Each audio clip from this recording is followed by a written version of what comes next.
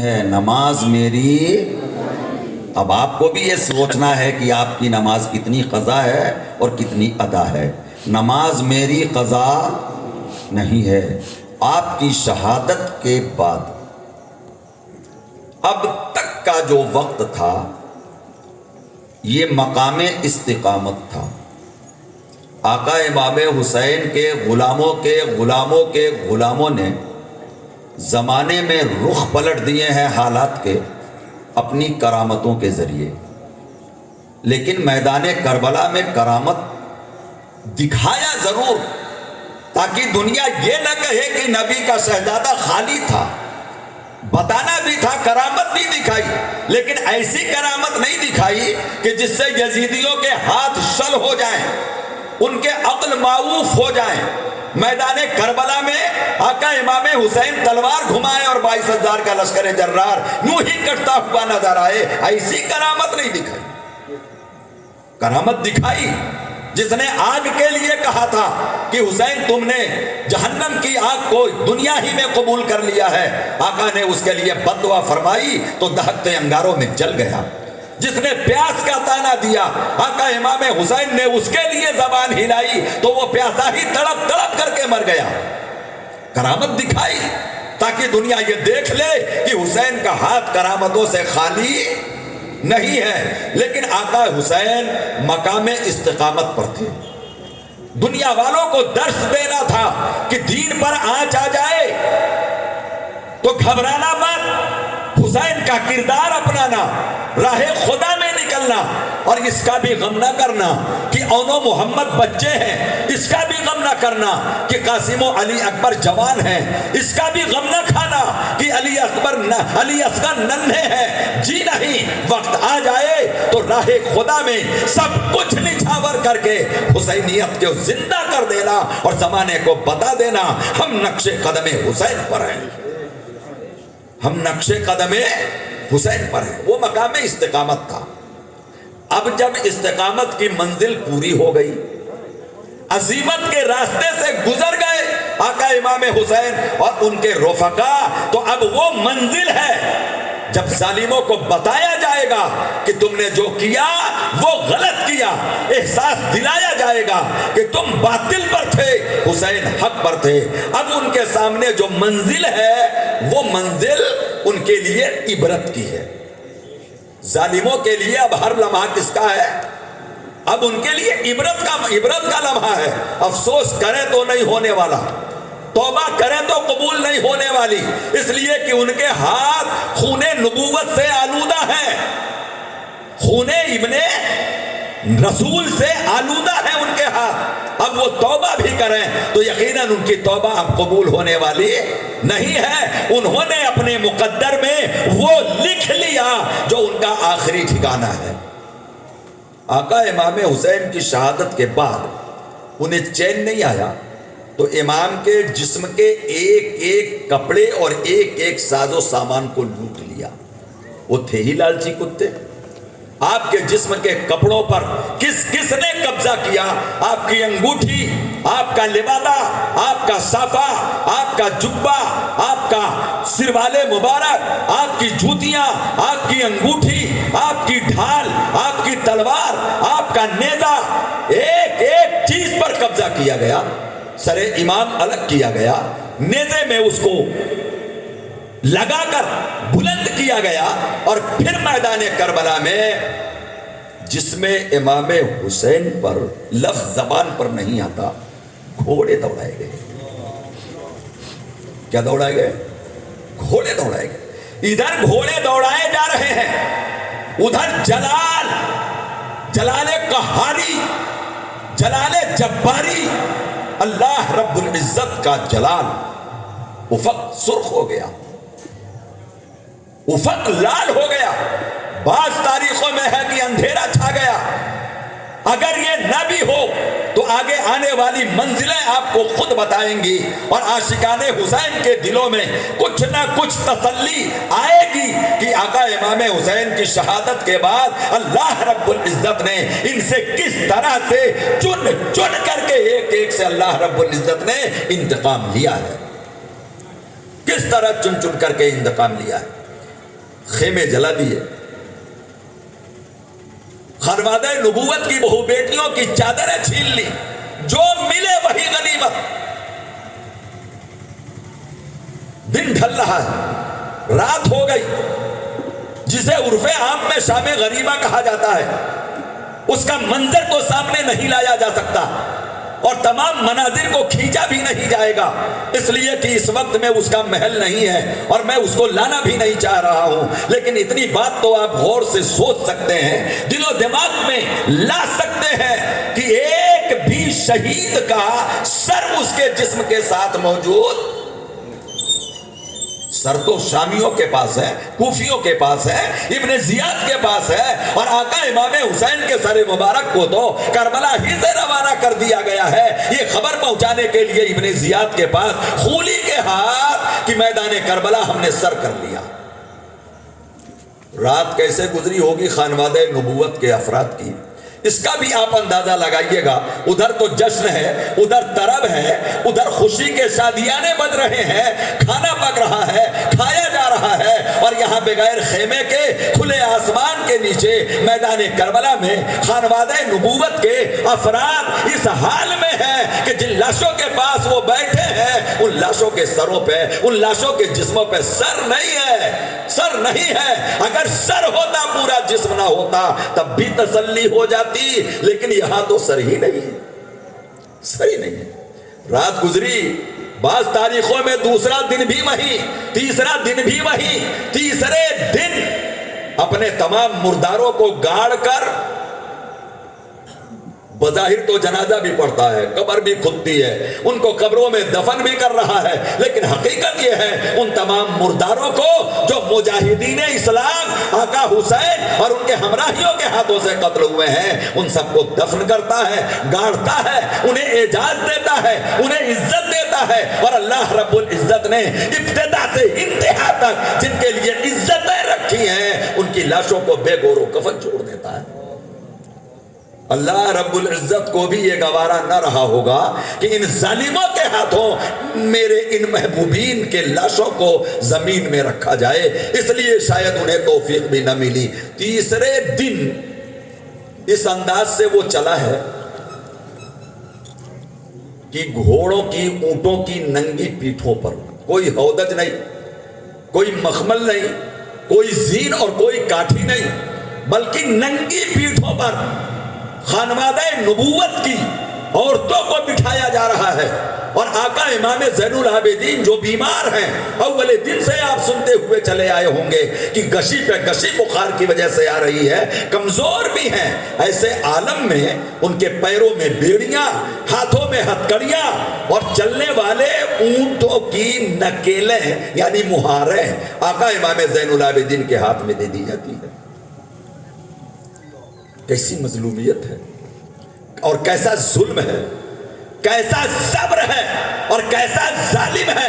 میدان کربلا کا ایک ایک ورق تاریخ کے سینے پر ثبت ہے، اور دنیا قیامت تک اس کو دیکھتی رہے گی، پڑھتی رہے گی، اور ان ظالموں کے اوپر لعنتیں بھیجتی رہے گی۔ اس انداز سے لے کر کے چلے، تاریخ شاہد ہے، آقا امام زین العابدین رضی اللہ تعالیٰ عنہ اب تک خاموش ہیں، اب تک خاموش ہے۔ صبر کا یہ عالم ہے کہ نہ کوئی واویلا ہے، نہ کوئی آواز ہے، نہ کوئی شکوہ ہے، نہ کوئی گلہ ہے۔ آقا امام زین العابدین اب تک خاموش ہیں، لیکن جب چلنے کا وقت آتا ہے، حضرت سیدہ زینب رضی اللہ تعالی عنہا جب اپنے اونٹ سے گزری ہیں، ان جگہوں سے جہاں آقا امام حسین کے جسم کے حصے زمین پر بکھرے ہوئے ہیں، تو اب صبر کا دامن چھوٹتا ہے۔ حضرت سیدہ زینب ایک نعرہ لگاتی ہیں، ایک آہ بھرتی ہیں، ایک آواز نکالتی ہیں، اور آواز میں درد اتنا ہے کہ ان شامیوں کے پتھر دل بھی حضرت زینب کی آواز سے پگھلنے لگے۔ صرف آواز لگائی تھی، یا محمد آ، اے آقا نبی کریم سرور عالم نور مجسم نانا جان صلی اللہ علیہ وآلہ وسلم، جسے آپ چوما کرتے تھے، سونگھا کرتے تھے، آگوش میں بٹھایا کرتے تھے، کندھے پہ چڑھایا کرتے تھے، آپ ذرا دیکھیے نا میدان کربلا میں اس کا لاشا بکھرا ہوا ہے۔ میدان کربلا میں دھول اس کے جسم کو اڑا رہی ہے، دھول ان کے جسم میں پڑ رہی ہے اور لاشا زمین پہ بکھرا ہوا ہے۔ خود اس فوج کے لوگوں میں ایسے راوی موجود ہیں جو یہ کہتے ہیں کہ سیدہ زینب کے اس آہ نے سب کے دلوں کو ہلا کر کے رکھ دیا تھا۔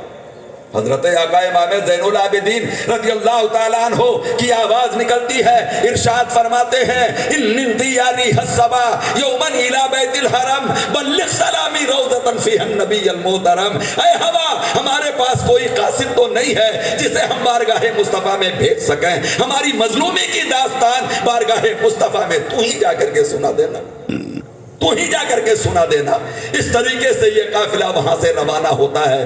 آگے چل کر ایک مقام پہ ٹھہرے تو آقا امام حسین کے قافلے سے ایک جو انہوں نے اونٹ قبضے کیے تھے، چورے تھے، چھینے تھے، ان میں سے ایک اونٹ ذبح کیا اور سوچا کہ اس کو پکا کر کے آج کھا لیں گے، لیکن جو ہی کھانا پک کر کے تیار ہوا اور دیگ کو گئے سبزی نکالنے کے لیے تو کیا دیکھتے ہیں کہ اس میں سے آگ کے شعلے نکل رہے ہیں اور پورا کا پورا گوشت خون بنا ہوا ہے۔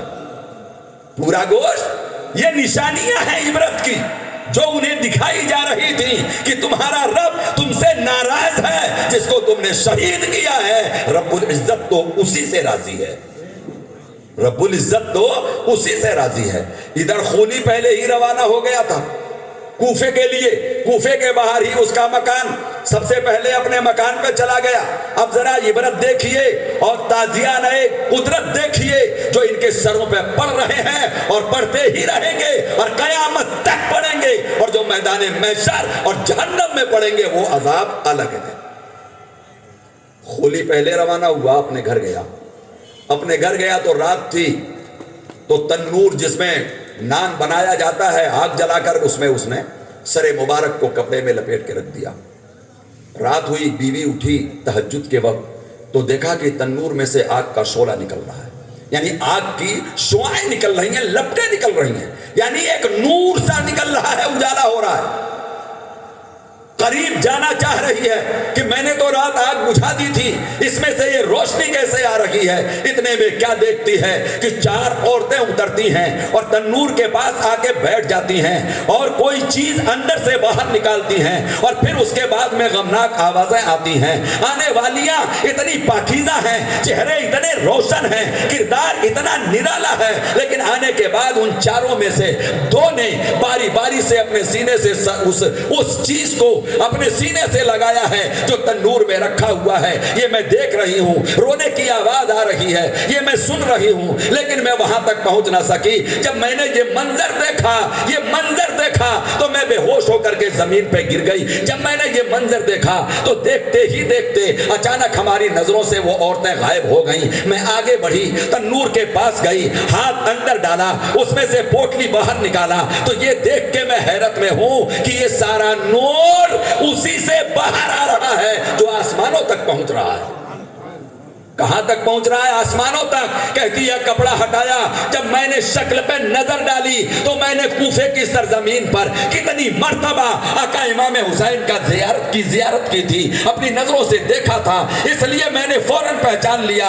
اتنا پہچاننا تھا کہ مجھ پہ کشی طاری ہوئی اور میں بے ہوش ہو کر کے زمین پہ گر گئی۔ اور جب میں بے ہوش ہو گئی تو ایک بزرگ آئے، آنے کے بعد کہنے لگے اے عورت تو غم نہ کھا، تیرے شوہر کے جرم میں تو شریک نہیں ہے، تیرے دل میں محبت نبوت ہے، محبت اہل بیت ہے، محبت حسین ہے، تو اس جرم میں برابر کی شریک نہیں، اس لیے کہ تیرا شوہر مجرم ہے اور تو محبت رکھتی ہے تو تو عقیدت والی ہے، تو اس میں شریک نہیں ہے۔ جب ہوش میں آتی ہے خواب میں پوچھتی ہے کہ اے آنے والے بتا دے وہ 4 عورتیں کون تھیں، تو جواب ملا سیدہ فاطمہ تھی، سیدہ خدیجہ تھی، سیدہ عائشہ تھی، سیدہ آسیہ تھی۔ وہ 4 عورتیں پاکیزی جن پاکیزہ اور جنتی عورتیں تھیں جنہوں نے سینے سے لگایا تھا، وہ ان کی ماں اور نانی تھی، وہ ان کی ماں اور نانی تھی۔ اس کو غصہ آتا ہے، سر مبارک کو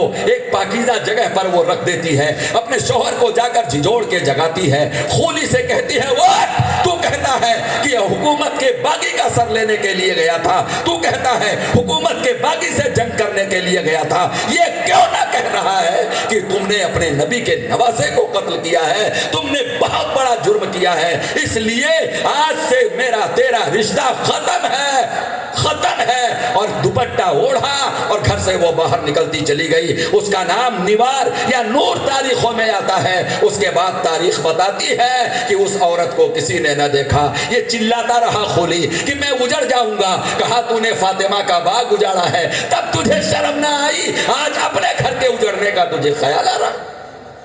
خولی اجڑ گیا، خولی اجڑ گیا۔ مختصر یہ ہے کہ یہ قافلہ ابن زیاد کے پاس جب پہنچنے کے لیے کوفہ میں اندر داخل ہوتا ہے تو پورا کوفہ تماشائی بنا ہوا ہے۔ اس میں وہ لوگ ہیں جنہوں نے خط لکھے تھے، ان میں وہ لوگ ہیں جنہوں نے امام مسلم کے ہاتھوں پہ بیعت کی تھی، انہی میں وہ لوگ بھی ہیں جنہوں نے اپنے گھروں پہ امام مسلم کو دعوتیں کھلائی تھیں، اور آج اس انداز سے وہ منظر دیکھ رہے ہیں کہ آقا امام حسین کا سر نیزے پہ اوپر کو چڑھا ہوا ہے، تمام شہداء کے سر الگ الگ نیزوں پر ہیں، اور اونٹوں کی ننگی پیٹھوں پر اہل بیت نبوت ہیں، اور یہ اسیران حرم کا قافلہ کوفے کے گلیوں سے گزارتا ہوا مقصد یہ ہے کہ ذلت و رسوائی، ان کا مقصد یہ ہے کہ ذلت و رسوائی کی کوئی کسر باقی نہ رکھی جائے، اور خانوادہ نبوت کو اس طریقے سے گلی گلی اور نگر نگر انہیں پھرایا جائے اور ان کی ذلت اور رسوائی کی جائے۔ انہیں کیا پتا تھا اللہ نے عزتیں جن کے قدموں میں رکھی ہیں، جن کے قدموں کی دھول پانے والا بھی باعزت اور مقدر کا سکندر بن جاتا ہے، تم اسے کیا ذلیل کرو گے، تم اسے کیا ذلیل کرو گے؟ لیکن وہ اپنے دل کے اعتبار سے اپنی بھڑاس نکال رہے ہیں۔ اب یہ سر مبارک جب کوفے میں نکلتا ہوا چلا ہے اور آیا ہے یزید ابن زیاد کے اس نحوست بھرے محل میں جہاں وہ بالکل فرعون بن کے بیٹھا ہے، تشت میں رکھ کر سر امام کو سامنے رکھا گیا۔ جب تشت میں رکھ کر سر امام کو سامنے رکھا گیا تو ابن زیاد نے اس کے ہاتھ میں ایک چھڑی تھی، اس چھڑی کو لے کر لب امام حسین کو لگانے لگا کہ یہ لب کتنے خوبصورت ہیں، لیکن اگر یہ مان لیتے تو اس طریقے سے شہید نہ کیا جاتا اسے۔ جب لب لگانے لگا اور منہ کے اندر چھڑی ڈالنے کا ارادہ کر رہا تھا، حضرت زید ابن ارقم صحابی رسول ہیں، کوفے میں موجود ہیں، اس وقت بھیڑ کی وجہ سے وہ بھی پہنچ گئے تھے کہ دیکھیں یہ منظر کیا ہے۔ جب یہ منظر دیکھا تو دل تڑپ گیا، چلا کر کے بولے او ابن مرجانہ، اللہ تجھ کو غارت کرے، اپنی چھڑی کو ہٹا لے ان لبوں سے، خدا کے عزت کی قسم ہے یہ جنتی جوانوں کے سردار ہیں، ان لبوں کو میں نے نبی پاک کو چومتے دیکھا ہے، ہٹا لے اپنی چھڑی کو۔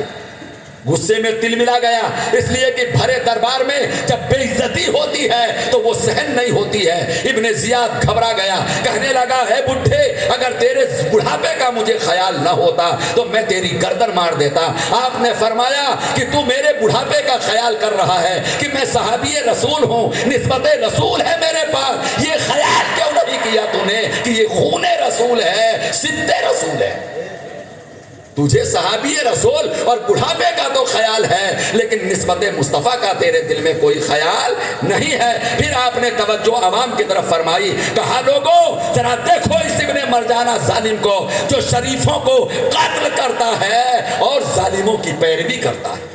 یہ کہتے ہوئے وہ دربار سے نکلے اور اپنے گھر کی طرف روانہ ہو گئے، لیکن مجمع کو ایک ذہن دے گئے کہ یہ جو سامنے رکھا ہوا سر ہے یہ صفت پیمبر ہے، آل نبی ہیں، فرزند رسول ہیں، ابن بطول ہیں۔ یہ اثر ڈال گئے سب کے قلوب پر، ڈال گئے۔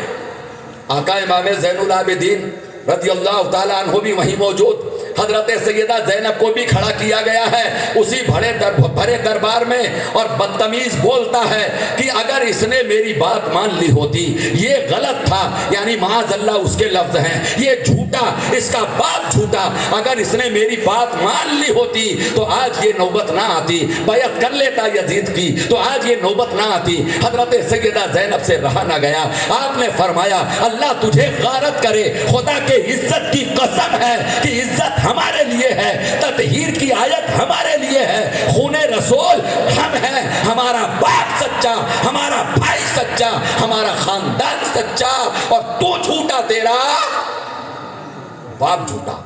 تو جھوٹا اور تیرا باپ جھوٹا، اور جس کی تو پیروی کر رہا ہے وہ تیرا امیر جھوٹا، یعنی یزید جھوٹا۔ کہا کہ بہت بول رہی ہے۔ جب ادھر متوجہ ہونے لگا تو حضرت آقا امام زین العابدین بھی بول پڑے، اس لیے کہ پھوپھی کے اوپر وہ نظر ڈالے، یہ آقا امام زین العابدین سے برداشت نہ ہو سکا۔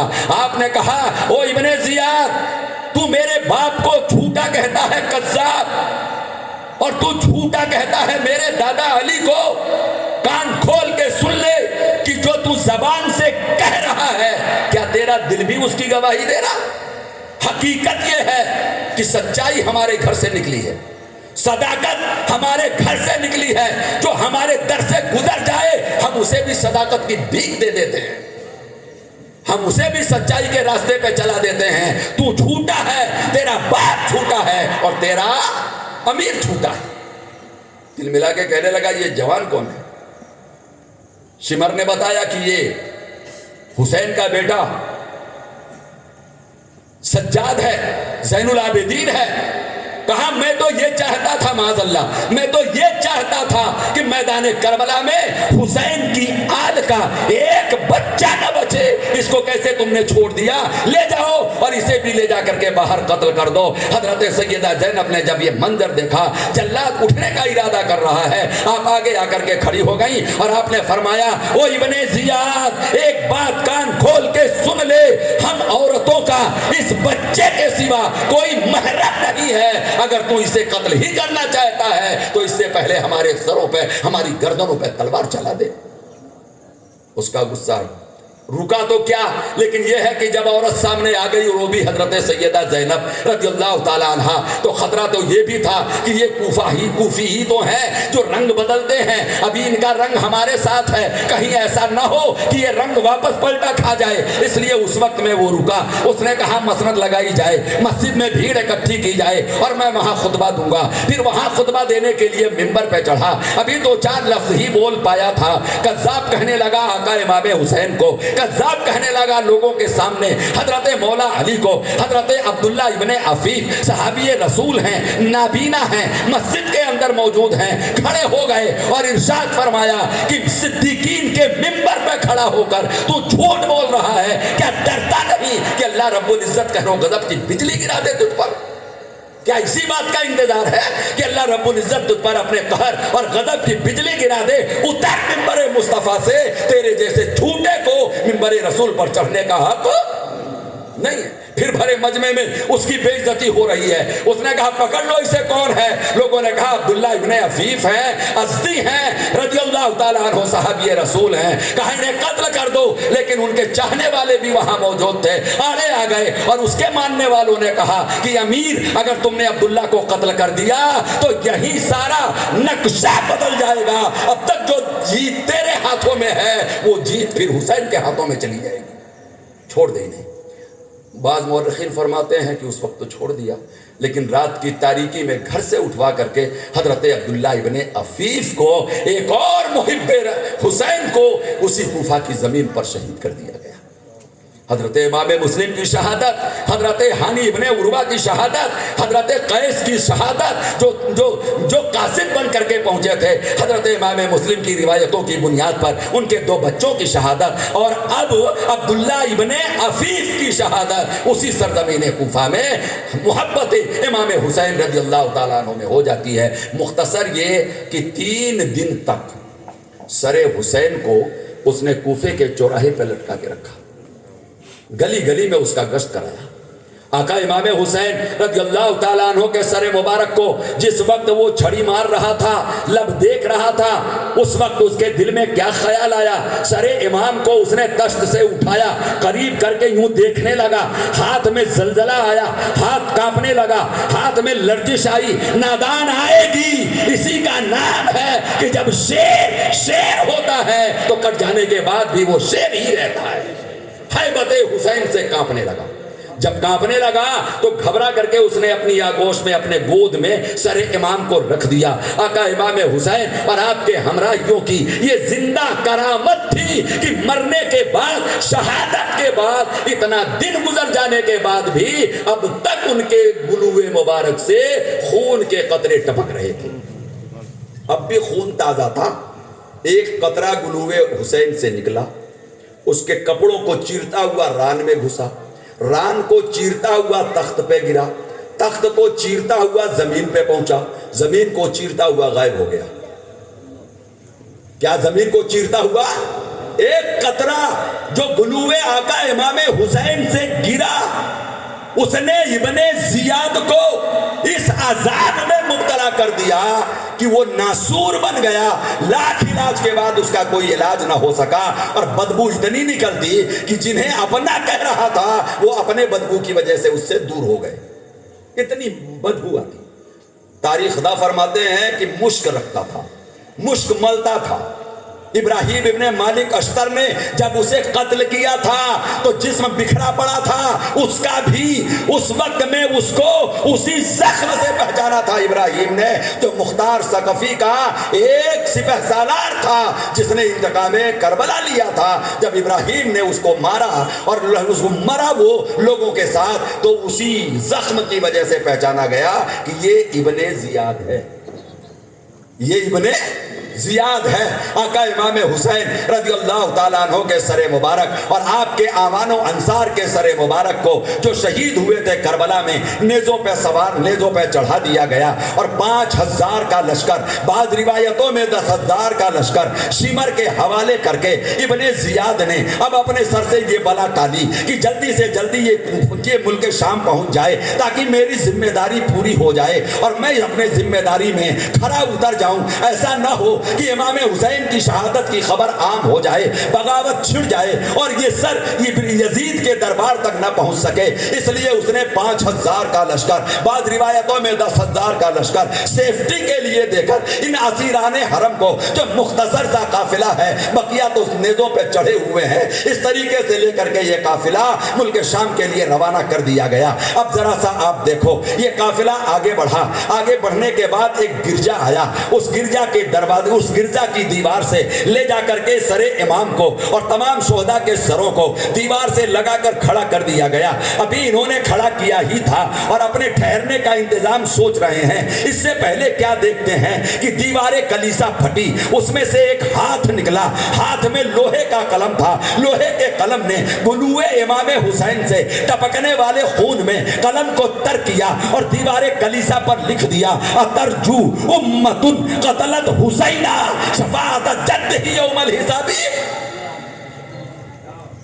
عربی میں شعر لکھ دیا. کس نے؟ دیوار پھٹی, غیب سے ہاتھ نکلا, ہاتھ میں لوہے کا قلم, قلم نے روشنائی کی جگہ خون گلوے امام حسین سے کام لیا اور دیوار کلیسا پر لکھ دیا, اترجو امت قتلت حسینہ شفاعت جد ہی یوم الحساب. جو لوگ اترجو امت قتلت حسینہ, وہ قوم جس نے آقا امام حسین کو قتل کیا, کیا وہ امت انہی کے نانا جان سے اب بھی شفاعت کی امید رکھتی ہے؟ کیا اب بھی شفاعت کی امید رکھتی ہے؟ گھبرایا, گھبرانے کے بعد میں پریشان ہوا, سوچا یہ ماجرا کیا ہے, اٹھاؤ, یہاں نہیں رکیں گے. ایک ایک کا کلیجہ ہلا, بولیے ایک ایک کا کلیجہ ہلا کہ یہ سر جو نیزے پہ ہے خون اب تک بند کیوں نہیں ہوا, خون اب تک بند کیوں نہیں ہوا. اور ہر ایک شہید کے جسم سے گلوے پاک سے خون کے قطرے تازہ ٹپک رہے ہیں. اور پھر یہ واقعہ کہ دیوار پھٹے, ہاتھ نکلے, قلم آئے, خون میں تر ہو اور دیوار پہ لکھے, اور شعر ایسا جو عبرت کا نشان بنا دے. کہا یہاں سے اٹھو, آگے بڑھو. آگے بڑھے, ایک اور کلیسا آیا, اس کلیسا کے دیوار کے پاس جا کر کے جب کھڑا کرنے کا ارادہ کیا, نظر ڈالی تو دیوار پہ پہلے سے لکھا ہوا ہے کیا, وہی شعر, اترجو امت قتلت حسینہ شفاعت جد ہی یوم الحساب. گھبرایا شمر, اس نے کہا راہب کو بلاؤ. اندر سے راہب کو بلایا گیا, پوچھا کہ یہ شعر کس نے لکھا, کہا پتا نہیں. کب لکھا گیا, کہا یہ بھی پتا نہیں. کہا تجھے کچھ تو پتا ہوگا, کہاں پتا ہے, پتا ہے مجھے. کہا کیا پتا ہے, کہا کہ تم مسلمان ہو, کہاں, کہا تمہارے نبی کے دنیا میں آنے سے 500 سال پہلے یہ شعر دیوار کلیسا پر لکھا گیا تھا. کتنے سال پہلے؟ یعنی حضرت عیسیٰ روح اللہ کے آسمان پہ اٹھائے جانے کے تقریباً 70 سال بعد، تقریباً 70 سال بعد، یعنی جب وہ کلیسا بنا ہوگا تبھی وہ شعر لکھ دیا گیا۔ کہنے لگا کہ یہ تو زمانے سے لکھا ہوا ہے، تمہارے نبی کے دنیا میں آنے سے 500 سال پہلے لکھا گیا ہے، لیکن تم پوچھ کیوں رہے ہو بھئی، تم پوچھ کیوں رہے ہو؟ کہا ہمیں عجیب لگا اس لیے ہم نے پوچھ لیا۔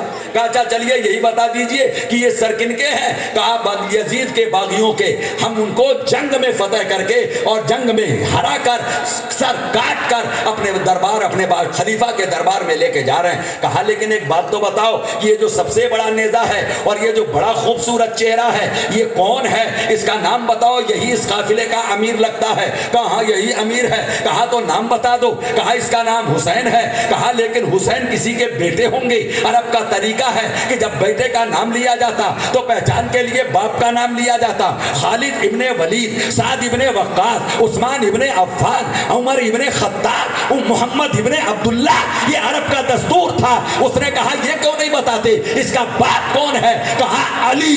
کہا کیا وہی علی جو تمہارے نبی کے داماد؟ کتنے پردے ڈالو گے؟ کہاں تک اپنا عیب چھپاؤ گے؟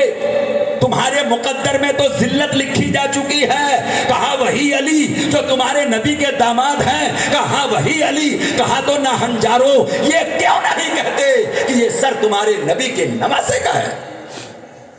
یہ سر تمہارے نبی کے نواسے کا ہے۔ کہا انہی کا ہے، لیکن آج رات ہم یہیں ٹھہریں گے، اور اگر ہمیں نہیں ٹھہرنے دیا تو وہ بھی جانتے تھے کہ اس وقت میں پورے علاقے میں انہی کا دبدبہ ہے، یعنی ایمان والوں کا، تو یہ ہمارے ساتھ میں کچھ اچھا نہیں ہوگا۔ راہب نے کہا چلو ٹھیک ہے ٹھہر جاؤ، ایک سودا کرو گے؟ پوچھا وہ کیا؟ پتا چل چکا اس کو یہ نبی کا نواسا ہے۔ خون اب تک چل رہا ہے، خون اب تک جاری ہے سر امام حسین سے، بالکل تازہ گرم، جبکہ دستور یہ ہے، فطرت یہ ہے، عادت یہ ہے کہ جب بھی کسی جاندار کو قتل کیا جائے تو کچھ دیر کے بعد وہ خون جم جاتا ہے۔ بولے نا خون جم جاتا ہے۔ اس نے کہا ایک کام کرو۔ کہا وہ کیا؟ ہم سے 10,000 درم لے لو اور آج رات کے لیے یہ سر مجھے دے دو، ایک سر یہ مجھے دے دو۔ سوچئے گا، جو انگوٹھی نہ چھوڑ سکے، جو سروالے مبارک نہ چھوڑ سکے، جو آقا کے جسم کا لباس نہ چھوڑ سکے، جو آپ کی نالین مبارک نہ چھوڑ سکے، وہ 10,000 چھوڑ دیں گے؟ لالچ ہی کے لیے تو سب کچھ کر رہے تھے، یہ دنیا ہی نے تو انہیں کتا بنا دیا تھا، ورنہ یہ بھی تو کلمہ پڑھنے والے لوگ تھے، لیکن دنیا جب ان کے سر پہ سوار ہوئی، لالچ نے جب ان کو کتا بنایا، خنزیر بنایا، تو وہ اس منزل تک آ پہنچے ہیں کہ آل رسول پر بھی تلوار اٹھانے سے دریغ نہیں کیا۔ کاش تمہارا سودا منظور، تمہارا سودا منظور۔ وہ اندر لے گیا، اس نے چہرے کے گرد و غبار صاف کیے، چوکی لگائی، ریشمین کپڑا رکھا، اس پر سر امام کو رکھا، خوشبو لگایا، سندل لگایا، کیوڑا لگایا، خوشبو لگا کر کے سامنے بیٹھ گیا۔ اس کو پتا ہے یہ نبی کے نواسے کا سر ہے، بولے نا نبی کے نواسے کا سر ہے۔ بیٹھ گیا وہی سامنے، دیکھ رہا ہے، نظریں گاڑے ہوا ہے۔ اتنے میں کیا دیکھتا ہے؟ جب مقدر چمکتا ہے تو ماحول چمک جاتا ہے۔ کیا دیکھتا ہے؟ سر امام سے ایک نور کی شعاع نکلتی ہے جو آسمانوں تک چلی جاتی ہے، اور آسمان سے ایک نور کی شعاع آتی ہے جو سر امام تک آ جاتی ہے۔ یہ نور آتا رہا، جاتا رہا، آتا رہا، جاتا رہا، یہاں تک کہ صبح ہوئی۔ صبح ہوتے ہوتے اس کے دل کی ساری سیاہی دھل چکی تھی، دل کی ساری سیاہی دھل چکی تھی۔ وہ کلمہ پڑھ کے آقا امام زین العابدین کے ہاتھوں پر صاحب ایمان ہو گیا، اور جب وہ راہب جو رئیس کلیسا ہے، جب وہ صاحب ایمان، تو پورا کلیسا، بولیے نا صاحب ایمان حسین، آپ کے ٹپکنے والے خون کے ایک ایک قطرے پر آپ کے نانا جان کی امت کی گردن قربان، شہید ہونے کے بعد بھی تبلیغ دین مصطفیٰ، بولیے تبلیغ دین मुस्तफ़ा सुबह हुई मुख्तसर ये कि वो दिरहम लिए, सर लिया, सफ़र के लिए रवाना, इन्हें मुल्क शाम पहुंचना है। जब रास्ते में एक मंजिल आई तो वो काफिले के 5000 लोग कहने लगे, ओ शिमर, मंजिल पे पहुंच के तू हमारा हक न देगा, अगरचे एक एक के हिस्से में बड़ा मामूली आना है, लेकिन कहा जो भी आना है अभी दे दे। उसने जमीन पे थैली पलट दी। जब थैली जमीन पे दिरहम की पलटी है तो क्या देखता है, पूरा काफिला हैरत में है कि सिवाय 2-4 के सारे दिरहम ठीकरी बन चुके हैं, यानी जैसे मटके की ठीकरी, मिट्टी की ठीकरियां बन चुकी हैं। लेकिन इबरत के लिए वो एक तरफ लिखा है वसयअलमुल लदीना ज़लमू अय्या मुनक़लबिन यनक़लिबून, और पलट के देखा तो लिखा है, हम अब पलट के देखा तो लिखा है वला तहसबन्नल्लाह गाफिला अम्मा यामलुज़ ज़ालिमून। दोनों आयतें इबरत की हैं। जुल्म करने वाले क्या अल्लाह को अपने जुल्म से बेखबर समझते हैं? और दूसरी आयत करीमा का मफहूम यह है वसयअलमुल लदीना ज़लमू, जुल्म करने वाले अनकरीब ये जान लेंगे कि वो किस तरह करवट पे करवट, पलटे पे पलटा, यानी किस तरह उन पर अजाब पे अजाब नाजिल हो रहा है। देखेंगे ये लालच में किया था राहिब को और कलीसा वालों को ईमान मिल गया, इन्हें ना दिरहम मिला ना दीनार मिला, ना दिरहम मिला ना दीनार मिला। आगे बढ़े, जब ये काफिला और आगे बढ़ा तो हरान आया। हरान एक शहर है, हरान आया। जब हरान आया तो हरान के अंदर जब शहर आता ना तो काफिले को जरा बड़ा मुनज्जम कर लेते ये, और शहर के लोग चापलूसी में जो वहां का रईस होता या गवर्नर होता या किलेदार होता वो आगे बढ़ जाता इस्तिकबाल के लिए, तो काफिले को इस्तिकबाल की शक्ल से हरान के अंदर ले जाया गया। जब किले के दरवाजे के पास पहुंचे तो एक मकान के बालकनी पे, छत पे एक यहूदी खड़ा ये सारा मंजर देख रहा था। उसका नाम यहिया था। क्या नाम था उसका? यहिया था। क्या वो अकीदतन मजहबन यहूदी? उसने क्या देखा कि जो सर आगे आगे चल रहा है उसके लब हिल रहे हैं। बोलिए ना, कटे हुए सर के लब, बोलिए लब हिल रहे हैं, और उससे तिलावते कुरान की आवाज आ रही है। उसने ध्यान से गौर से भीड़ में कान लगा करके जब सुना तो आवाज आ रही थी वसयअलमुल लदीना ज़लमू अय्या मुनक़लबिन यनक़लिबून। वो अरबी का रहने वाला था, अरबी समझता था, माना समझ गया, मफहूम समझ गया। किसी काफिले के शख्स से पूछा, गिरोह के आदमी से, कि ये जो आगे आगे सर जा रहा है ये किसका है? उसने कह दिया हुसैन का। कौन हुसैन? कहा हुसैन इब्ने अली, वही अली, वही अली जो तुम्हारे नबी के दामाद हैं। कहा हाँ। कहा तो नालायक, नाहंजार, कमीने, ये क्यों नहीं कहता है तू कि ये तेरे नबी के नवासे का सर है? क्यों नहीं कहता ये कि ये तेरे नबी के नवासे का सर है? और ये नेज़े पे तिलावत करता हुआ लब इस बात की गवाही दे रहा है कि हुसैन सच्चे, इनके बाबा सच्चे, इनके नाना सच्चे, और नाना का दीन सच्चा। सुभान अल्लाह, सुभान। नाना का, बोलिए नाना का दीन सच्चा, और मैं भी उसी सच्चे दीन को कबूल करता हूं। इसलिए कि सर कट जाने के बाद करबला से कूफा और कूफा से हरान तक आने के बावजूद जबान अब भी तिलावत कुरान कर रहा है। मैं कलिमा पढ़ता हूं और ईमान लाता हूं। ईमान लाया, उसके बाद में दिल में ख्याल आया ये तो नबी ज़ादियाँ हैं, ये नबी का घराना है, तो गया अपने घर से कुछ सामान लाया, कपड़े लाया, चादर लाया, साफा लाया, कुछ दिरहम की थैली लाया और ला करके वो देने लगा। तो यहाँ तक कि वो जो फौज साथ में थी, शिमर साथ में था, उसने कहा ओ बंदे, ओ शख्स, ये शाही कैदी हैं, ये किसी मुराआत के लायक नहीं है कि इनके साथ रियायत की जाए, इन्हें एजाज दिया जाए, इसलिए ऐसा हरगिज़ मत कर वरना मेरी तलवारें तुम्हारी गर्दनें मार देंगी। उसने कहा नादानो, ये जो नेज़ों पे चढ़े हैं ये शहीदे राहे मोहब्बत है।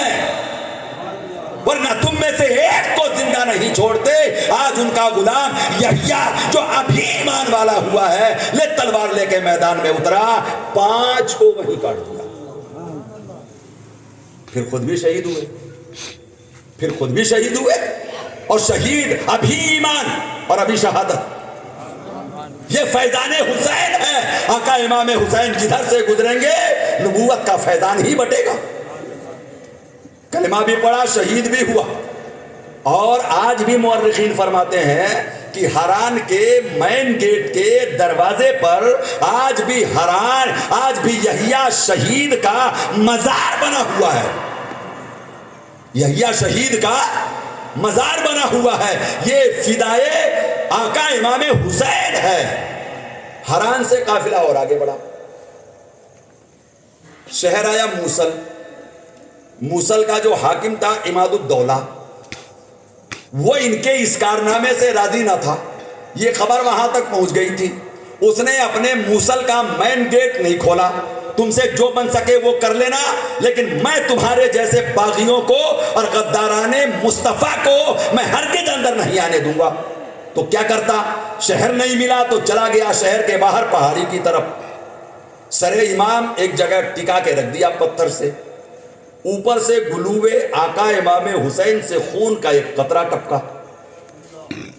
بولیے, خون کا ایک قطرہ ٹپکا اور ایک پتھر کی چٹان پہ آ کر کے گرا. وہ مشہد نقطہ بنا. کیا بنا وہ مشہد نقطہ؟ پہلے اسے سن لیں. وہ قطرہ وہاں ٹپکا, کسی کی وہاں تک نظر نہیں. قافلہ وہاں رات بھر ٹھہرا رہا. صبح ہوئی, قافلہ وہاں سے روانہ ہو گیا, لیکن وہ نقطہ, وہ قطرہ وہیں رہ گیا. عماد الدولہ کو, موصل کے لوگوں کو یہ پتا تھا کہ قافلہ یہاں رکا تھا, سر امام یہاں ٹانگا تھا, خون امام حسین کا ہے. وہ قطرہ جو گلوے حسین سے گرا, ہر آنے والے محرم کے دن یعنی عاشورہ کے دن وہ ہرا ہو جاتا اور زمانے والوں کو پیغام دیتا کہ یہ خون حسین ہے جو کل بھی زندہ تھا, آج بھی زندہ ہے, اور کوئی نہ ہٹائے تو قیامت تک زندہ رہے گا. تاریخ میں ہے کہ وہ قطرہ وہیں رہا. لوگ زیارت کرنے آتے رہے. وہاں بہت بڑی بھیڑ اکٹھی ہونے لگی. وہاں ایک چبوترا ٹائپ بنا دیا گیا, پھر وہاں گنبد بنا دیا گیا مشہد نقطہ کے نام پر. لیکن جب زمانہ بدلا, مروان آیا, مروان کے بعد میں عبد الملک آیا. عبد الملک کے زمانے میں عبد الملک ابن مروان نے 50 سال حکومت کی ہے. خلافت بنو امیہ کا یہ دوسرا خلیفہ کہا جائے گا. مروان کی نسل کا دوسرا خلیفہ مروان کے بعد میں عبداللہ ابن ملک بنا تھا. اس نے دیکھا جب محرم آتا ہے تب امویوں پر انگلیاں اٹھائی جاتی ہیں, اس لیے کہ یزید بھی اموی تھا اور ابن زیاد بھی, بولیے نا, ابن زیاد بھی اموی تھا. وہاں تک ہرگز عقل اپنی مت لے جائیے گا, اس لیے کہ اموی ہونا عیب نہیں ہے. امویت میں غدار دین ہونا عیب ہے, دین سے پھر جانا عیب ہے. ورنہ کوئی قبیلہ اور کوئی خاندان باعث توہین نہیں ہے, بلکہ اس کا عقیدہ باعث توہین, اس کا عمل باعث توہین. تو اس نے کہا جب یہ محرم آتا ہے تو امویوں پر لوگ انگلیاں اٹھاتے ہیں. تو اس نے چونکہ خلافت اسی کی تھی, عبد الملک ابن مروان کی, تو اس نے موقع دیکھ کر کے وہ مشہد نقطہ کا پتھر, چٹان جس پر قطرہ امام حسین ٹپکا تھا, اس کو وہاں سے غائب کر دیا. اس کو وہاں سے, بولیے, اس کو وہاں سے غائب کر دیا. لیکن زمانے کے بعد کیا, سالوں کے بعد کیا, تب تک تو پورے علاقے کے لوگوں کو وہاں گنبد بن چکا تھا, قطرہ نہیں ہے. لیکن مشہد نقطہ یاد حسین کل بھی تھا, آج بھی ہے, جو زمانے والوں کو یہ سبق دیتا ہے کہ کربلا سے چل کر یہاں آنے کے بعد بھی گلوے حسین سے قطرہ ٹپک رہا تھا, گلوے حسین سے قطرہ ٹپک رہا تھا. قافلہ آگے بڑھا. ایک شہر آیا نصیبین. نصیبین کا جو حاکم تھا منصور ابن الیاس, بڑا چاپلوس, بڑا چاپلوس. یہ سارے چاپلوس تھے جی, تو اس کی چاپلوسی میں کیا شک کرنا. بڑا چاپلوس. اس نے پورے شہر کو سجایا, شہر سے باہر نکل کر آنے والے اس قافلے کا استقبال کرنے کے لیے گیا، اور جب استقبال کرتا ہوا، ویلکم کرتا ہوا شہر کے دروازے پر پہنچا، ابھی سر امام قلعے کے اندر داخل نہیں ہوا ہے، اس سے پہلے اللہ رب العزت واحد قہار کے قہر و غضب کی بجلی گری، جس نے آدھے نصیبین شہر کو جلا دیا، آدھا نصیبین شہر جل کے خاک۔ شمر نے دیکھا ابھی تو آدھا جلا ہے، اگر دوسری گر گئی تو بھاگو، پلٹو، یہاں تو جان پہ بنی پڑی ہے کہ ہم کب جا کے ملک شام پہنچیں گے، وبال جان ہوا پڑا ہے یہاں، ایک رات چین سے شمر کو نیند نہیں آتی ہے، اور اندازہ لگائیے ابن زیاد نے بھی 5000 یا بعض روایتوں کے اعتبار سے علامہ مفتی عبدالتواب حبیبی تو یہ فرماتے ہیں کہ 10,000، کتنے؟ 72 کے لیے 22,000، اور یہ چند نفوس قدسیہ جو اب ننگی پیٹھوں پہ سوار ہیں ان کے لیے، اور وہ کٹے ہوئے سر جو نیزوں پر ہیں ان کی حفاظت کے لیے 10,000، کتنے؟ 10,000۔ نصیبین شہر چل گیا، بھاگا وہاں سے، اور جب وہاں سے بھاگا تو آگے جو شہر تھا وہ پہلے سے یہودیوں کا تھا، شہر کا نام مامورہ، شہر مامورہ، اندر جانے کی کہاں سے اجازت مل جاتی؟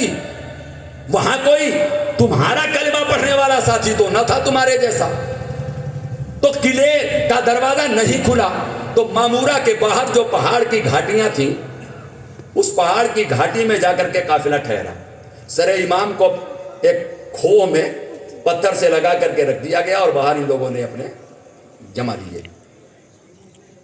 رات ہوئی، عزیز مامورہ جو یہودی ہے سورا اچانک خواب دیکھتا ہے، حضرت موسیٰ کلیم اللہ، حضرت ہارون علیہ السلام، یہ دونوں پیغمبر آئے اس حالت میں کہ حضرت موسیٰ کی آنکھوں میں آنسو ہیں، حضرت ہارون کی آنکھوں میں آنسو ہیں، دونوں کے دونوں رو رہے ہیں۔ عزیز کہتا ہے اے اللہ کے نبی، آپ پر میری جان قربان، یہ غم کی وجہ کیا ہے؟ کیا وجہ ہے غم کی؟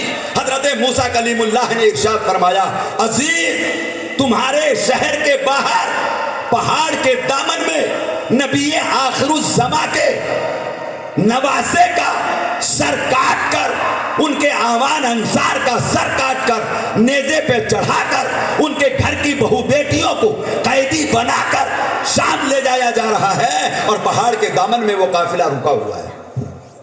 کہا حضور پھر آپ کی خواہش؟ کہا وہاں جا کر سر امام کو میرا سلام پہنچاؤ، سر امام کو میرا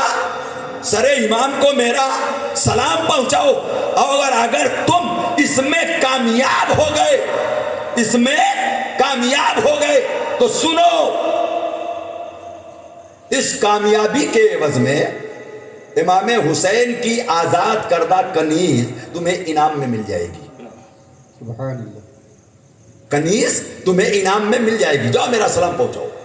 عزیز جاگا، جب جاگا خواب سے تو بے قرار، کچھ کپڑے، کچھ لتے، کچھ سامان لے کر کے وہ دروازے کی طرف بھاگا، اور ادھر حضرت امام حسین کی کنیز جو حضرت شہر بانو کی لونڈی تھی، شہر بانو یزدگرد بادشاہ فارس کی بیٹی، جن سے حضرت آقا امام حسین کا نکاح ہوا، جب آپ کا نکاح ہوا تو 100 باندیاں ان کے قبضے میں تھیں، شادی کی خوشی میں 50 آزاد کر دیا، پھر جب امام زین العابدین پیدا ہوئے تو 40 آزاد کر دیا، 10 کو اپنے پاس رکھا، انہی 10 میں حضرت شیری تھی، ان کا تذکرہ ابو الحسنات علامہ سید محمد علیہ الرحمت و رضوان خلیفہ حضور اعلی حضرت فاضل بریلوی فرماتے ہیں، اس تذکرے کو فرماتے ہیں شیری کے دل میں خیال آیا کہ آقا زادیوں کے کپڑے میلے اور کچیلے ہو گئے، یحییٰ ہرانی لایا تھا وہ بھی ظالموں نے نہ لینے دیا، اور ایسی حالت میں یہ ملک شام کیسے پہنچیں گی؟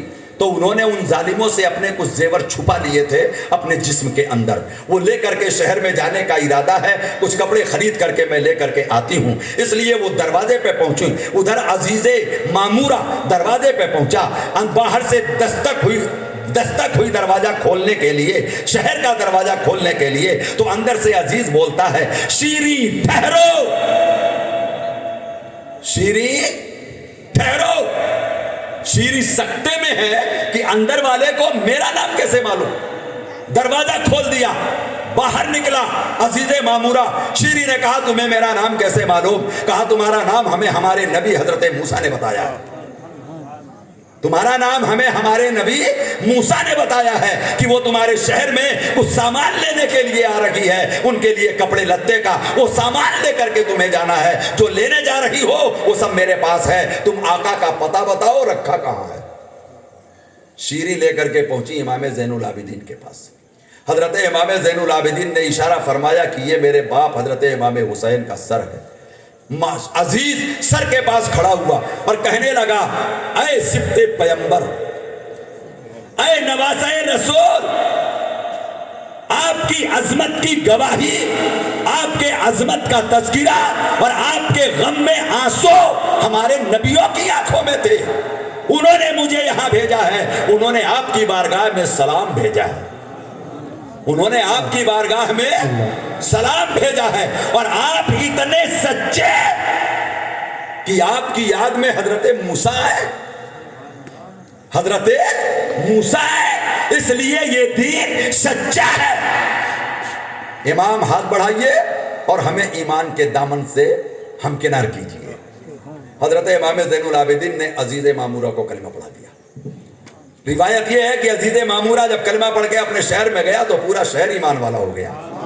اور سے کبھی کبھی بول دیا کرو، پورا شہر صاحب ایمان ہو گیا۔ حضرت آقا امام زین العابدین نے فرمایا کہ تو نے ہمارے لیے یہ کپڑوں کا انتظام کیا، ہمارے بابا کے لیے اللہ کے نبی موسیٰ و ہارون کا سلام لایا، اس وقت تو ہم تہی دامن ہیں، ورنہ ہمارے گھر سے خوشی کی خبر دینے والا کبھی خالی نہیں جاتا، ہمارے در پہ آنے والا کبھی خالی نہیں جاتا۔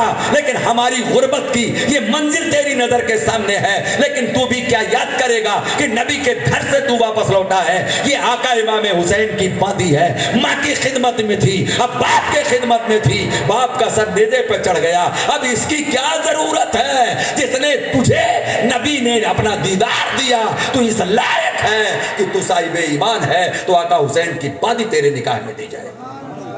یہی تیرا انعام ہے، یہی تیرا انعام ہے۔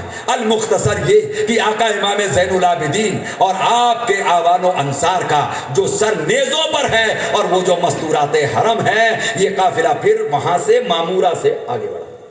جب یہ معمورہ سے آگے بڑھا تو شمر کے کانوں میں خبریں بھی آ رہی تھی، اور یہ خبر اب تک عام بھی ہوتی چلی جا رہی تھی، میدان کربلا عام ہوتا چلا جا رہا تھا۔